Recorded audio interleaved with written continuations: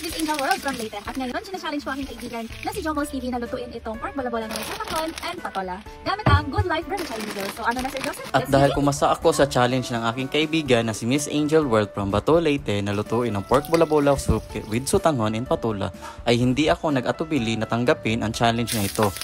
And guys, don't forget to watch Miss Angel World's version of our famous pancit luglog here in Davao City using Good Life Premium Vermicelli Noodles.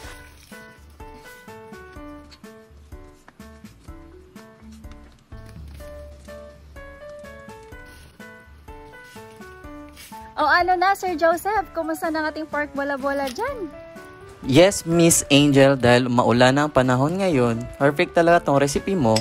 At lalong sumarap pa dahil gumamit ako ng Good Life Premium Vermicelli Noodles at glass-like, crystal-like, and shiny. The best texture.